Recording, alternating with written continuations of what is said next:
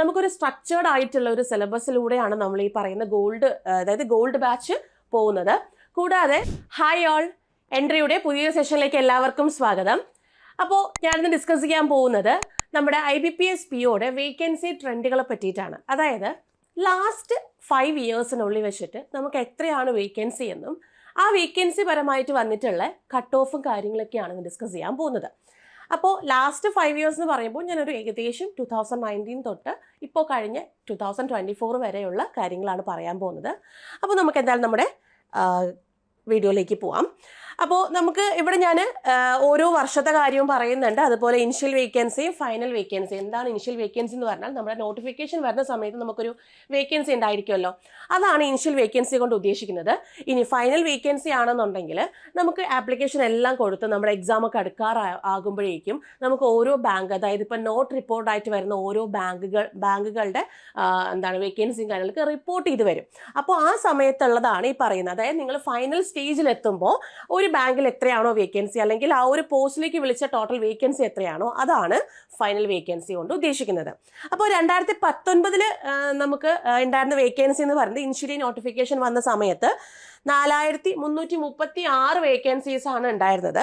അത് പിന്നെ നമ്മുടെ ഫുൾ പ്രോസസ്സ്, അതായത് നമ്മുടെ ഫൈനൽ റിക്രൂട്ട്മെന്റ് കഴിയുമ്പോഴേക്കും ലാസ്റ്റ് വന്ന സമയത്ത് 4783 വേക്കൻസിലോട്ട് മാറുക ചെയ്തത്. അപ്പോൾ അവിടെയും നമുക്ക് നോട്ട് റിപ്പോർട്ടായിട്ട് കിടന്ന് കുറച്ച് ബാങ്കുകൾ റിപ്പോർട്ട് ചെയ്തതിന്റെ കേസിലാണ് ഈ പറയുന്ന ഫൈനൽ വേക്കൻസിയിൽ ഒരു ഇൻക്രിമെന്റ് കാര്യങ്ങളൊക്കെ വന്നിട്ടുണ്ടായിരുന്നത്. അതുകൂടാതെ നമുക്ക് 2020 ആയപ്പോഴത്തേക്കും 4336 എന്നുള്ളത് നമുക്ക് എന്ത് ചെയ്തു, കുറച്ച് കുറഞ്ഞു, 3517 എന്നുള്ളത് രീതിയിലേക്കായി. പക്ഷേ ഫൈനൽ വേക്കൻസി വന്ന സമയത്ത് 4799 വേക്കൻസീസ് ആണ് അവിടെ വന്നിട്ടുണ്ടായിരുന്നത്. ഓക്കെ, നെക്സ്റ്റ് 2021 വരുമ്പോൾ വീണ്ടും കൂടുകയാണ് ചെയ്തത്. അപ്പം ആദ്യം കൂടി, പിന്നെ കുറഞ്ഞു, വീണ്ടും കൂടി, പിന്നെ അങ്ങോട്ട് 2 പ്രാവശ്യം കൂടിയിട്ട് പിന്നെ കുറയുക ചെയ്തത്. ഓക്കെ, അപ്പോൾ 4135 ആയിരുന്നു നമ്മുടെ ഈ പറയുന്ന ഇനിഷ്യൽ വേക്കൻസി. അത് ഫൈനൽ കഴിയുമ്പോഴത്തേക്കും 5809 വേക്കൻസിയിലേക്ക് പോവുകയാണ് ചെയ്തിട്ടുണ്ടായിരുന്നത്. ഇനി 2022 6432 വേക്കൻസി. 2022 ഏകദേശം നമുക്ക് നല്ലൊരു വേക്കൻസി കാര്യങ്ങളൊക്കെ വന്നിട്ടുണ്ടായിരുന്നത്. കാരണം ആ ഒരു ടൈമിലായിരുന്നു റിട്ടയർമെന്റ് കാര്യങ്ങളൊക്കെ വന്നിട്ടുണ്ടായിരുന്ന ഒരു വർഷമായിരുന്നു. അപ്പോൾ അതുകൊണ്ട് നമുക്ക് ഒരു വേക്കൻസി ഇൻക്രിമെന്റ് തന്നെ അവിടെ ഉണ്ടായിരുന്നു. അത് 7402 പോവുകയാണ് ചെയ്തത്. ഇനി 2023 ആണെങ്കിൽ 3049 വേക്കൻസി ആയിരുന്നു ഇനിഷ്യലി, പിന്നെ അത് 5510. അപ്പം നല്ല ഡിഫറൻസ് ഉണ്ട് അല്ലേ.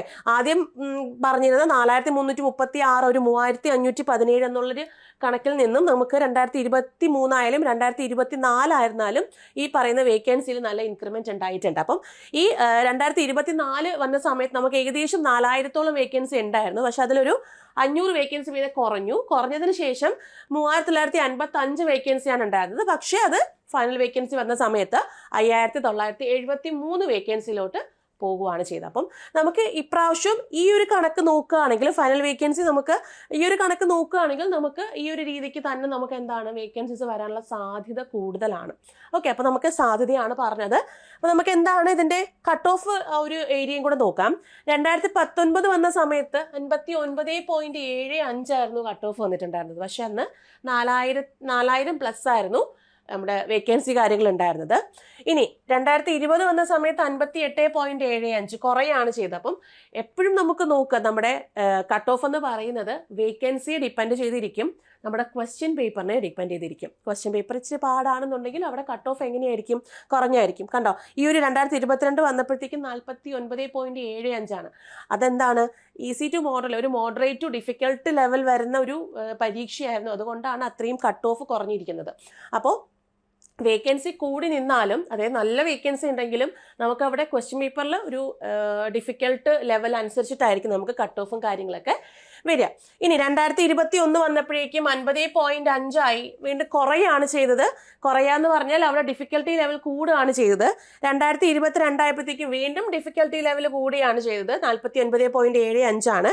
പക്ഷെ 2023 വന്നപ്പോഴേക്കും ആ ഒരു പേപ്പർ ഒരു ഈസി ടു മോഡറേറ്റ് ലെവൽ വന്നപ്പോഴാണ് ഈ പറയുന്ന 54 പോയിന്റ്. PO എക്സാം ആണ്, ക്ലർക്കിന്റെ കാര്യമല്ല പറയുന്നത്. PO എക്സാമിൽ ഒരു ഈസി ടു മോഡറേറ്റ് ലെവലാണ് ഈ പറയുന്നത്. 54.25 2024 ആയപ്പോഴത്തേക്ക് വീണ്ടും 58.47 എത്തുകയാണ് ചെയ്തത്. അപ്പോൾ ഒരു ഡിഫിക്കൽട്ടി ലെവൽ എന്ന് പറയുന്നത് ഈസി ടു മോഡറേറ്റ് ലെവലിലോട്ട് മാറിയിട്ടുണ്ട്. അപ്പം ഇതിലിപ്പോൾ നല്ല ഡിഫിക്കൽട്ടി ലെവൽ വന്നത് 2022 വന്നിട്ടുണ്ടായിരുന്നത്. 2022 ഏറ്റവും കൂടുതൽ വേക്കൻസി ഉണ്ടായിരുന്നത്. ആ സമയത്താണ് ഏറ്റവും കൂടുതൽ റിട്ടയർമെൻറ്റ് കാര്യങ്ങൾ നടന്നത്. അതുപോലെ ഒരുപാട് ഫാക്ടേഴ്സ് അവിടെ അഫക്റ്റ് ചെയ്തിട്ടുണ്ടായിരുന്നു. അങ്ങനെ നമുക്ക് ആ ഒരു ഈ പറയുന്ന കട്ട് ഓഫിലും നല്ല ചേഞ്ചും കാര്യങ്ങളും ആ ഒരു വർഷം വന്നിട്ടുണ്ടായിരുന്നു. അപ്പോൾ ഇതാണ് നമ്മുടെ ലാസ്റ്റ് 5 ഇയേഴ്സ് നടന്നിട്ടുണ്ടായിരുന്ന കട്ട് ഓഫും അതുപോലെ ആ ഒരു വേക്കൻസി കാര്യങ്ങൾ. അപ്പം നമുക്ക് എന്തായാലും ഇപ്രാവശ്യം കട്ട് ഓഫ് ഒരിക്കലും പ്രൊഡിക്റ്റ് ചെയ്യാൻ പറ്റില്ല. പക്ഷേ ഇപ്രാവശ്യം നമുക്ക് എന്തായാലും 5000+ നമുക്ക് POയ്ക്ക് വേക്കൻസി ഉണ്ടാവാൻ സാധ്യത കൂടുതലാണ്.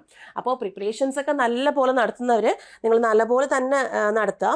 ഒരിക്കലും നമ്മുടെ IBPS PO എന്ന് പറയുന്നത് ഒരു ഈസി ലെവൽ എക്സാം അല്ല, ഒരു ഈസി ടു മോഡറേറ്റ് ലെവൽ വരെ വരുന്ന പരീക്ഷയാണ്.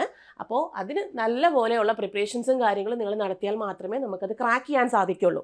അപ്പോൾ നിങ്ങൾക്ക് അങ്ങനെ ഒരു നല്ല പോലെ ക്രാക്ക് ചെയ്യാൻ ഉദ്ദേശിക്കുന്ന എന്നുണ്ടെങ്കിൽ നിങ്ങൾക്ക് ഈ പറയുന്ന എൻട്രി ഗോൾഡ് ബാങ്കിങ്ങിലേക്ക് ജോയിൻ ചെയ്യാവുന്നതാണ്. അപ്പം ഇതിൽ നിങ്ങൾക്ക് അവൈലബിൾ ആക്കിയിട്ടുള്ളത് നമുക്കൊരു സ്ട്രക്ചേർഡ് ആയിട്ടുള്ള ഒരു സിലബസിലൂടെയാണ് നമ്മൾ ഈ പറയുന്ന ഗോൾഡ് ബാച്ച് പോകുന്നത്. കൂടാതെ നമുക്ക് ലൈവ് ക്ലാസ്സുകളും അതുപോലെ റെക്കോർഡ് ക്ലാസ്സസ് ഒക്കെ നിങ്ങൾക്ക് അവൈലബിൾ ആണ്. കൂടാതെ നമുക്കിപ്പോൾ ഇൻഡിവിജ്വൽ മെൻറ്റർഷിപ്പും നിങ്ങൾക്ക് അവൈലബിൾ ആയിരിക്കും. അതായത് ഇപ്പോൾ ഡൗട്ട് ക്ലിയറൻസിന് നിങ്ങൾക്ക് 1 by 1 ആയിട്ടുള്ള ഇൻഡിവിജ്വൽ മെൻറ്റർഷിപ്പ് അതിനകത്ത് അവൈലബിൾ ആയിരിക്കും. ഏത് സമയത്ത് വേണമെങ്കിലും നിങ്ങൾക്ക് പറയുന്ന മെൻറ്റർഷിപ്പ് അതിനകത്ത് പ്രൊവൈഡ് ആയിരിക്കും. ഓക്കെ, ആ ഒരു കാര്യം നിങ്ങൾ വളരെ വ്യക്തമായിട്ട് നമ്മുടെ ഗോൾഡ് ബാച്ചിനെ പറ്റി അറിഞ്ഞിരിക്കുക. അതുകൂടാതെ നമ്മൾ കഴിഞ്ഞ ജനുവരി, ഫെബ്രുവരി, മാർച്ച് മാസങ്ങളിൽ നമുക്ക് ഈ ഗോൾഡ് ബാച്ചിൽ നിന്നുള്ള റിസൾട്ടുകളാണ് ഈ കാണിച്ചിരിക്കുന്നത്. 200ഓളം സ്റ്റുഡൻസിനാണ് പറയുന്ന ബാങ്ക് എക്സാം ക്രാക്ക് ചെയ്യാൻ സാധിച്ചിട്ടുണ്ടായിരുന്നു. അപ്പം ആ ഒരു സ്ട്രക്ചേർഡ് ആയിട്ടുള്ള ഒരു സ്റ്റഡി തന്നെയാണ് നമുക്ക് ഈ പറയുന്ന റിസൾട്ടും കാര്യങ്ങളിലൊക്കെ വന്നിട്ടുള്ളത്. അപ്പം നിങ്ങൾക്ക് ജോയിൻ ചെയ്യാൻ താല്പര്യം ഉണ്ടെന്നുണ്ടെങ്കിൽ നമ്മുടെ ഗോൾഡ് ബാച്ചിലേക്ക് നിങ്ങൾക്ക് ജോയിൻ ചെയ്യാവുന്നതാണ് കേട്ടോ. അതുപോലെ നിങ്ങൾക്കിപ്പോൾ എന്തെങ്കിലും കോഴ്സിനെ പറ്റിയിട്ടോ എക്സാമുകളെ പറ്റിയിട്ടോ ഒക്കെ നിങ്ങൾക്ക് ഡൗട്ട്സ് കാര്യങ്ങളൊക്കെ വരികയാണെന്നുണ്ടെങ്കിൽ ഈ കാണുന്ന നമ്പറിലേക്ക് നിങ്ങൾക്ക് കോൺടാക്ട് ചെയ്ത് ചോദിക്കാവുന്നതാണ്. അതല്ല നിങ്ങൾക്ക് റൈറ്റ് ചെയ്ത് ചോദിക്കണം എന്നുണ്ടെങ്കിൽ ഗൂഗിൾ ഫോം നമ്മുടെ ഡിസ്ക്രിപ്ഷൻ ബോക്സിൽ അവൈലബിൾ ആണ്. അപ്പോൾ അതിലേക്ക് നിങ്ങൾക്ക് എഴുതി വേണമെങ്കിലും ചോദിക്കാം കേട്ടോ. അപ്പോൾ ഇനി എന്തെങ്കിലും ഡൗട്ട്സ് ഉണ്ടെങ്കിൽ താഴെ കമൻറ്റ് സെക്ഷനിൽ നിങ്ങൾക്ക് ചോദിക്കാവുന്നതാണ്. അപ്പോൾ എന്തായാലും ഇത്രയാണ് ഈ ഒരു വേക്കൻസി ട്രെൻഡിനെ പറ്റി പറയാനുള്ളത്. അപ്പോൾ അറിഞ്ഞിരിക്കുക എന്നുള്ള കാര്യമാണ്. അപ്പോൾ നമുക്ക് എന്തായാലും നെക്സ്റ്റ് ക്ലാസ്സിൽ പുതിയൊരു വീഡിയോ ആയിട്ട് കാണാം. അപ്പോൾ അതുവരേക്കും താങ്ക് യു, ബൈ.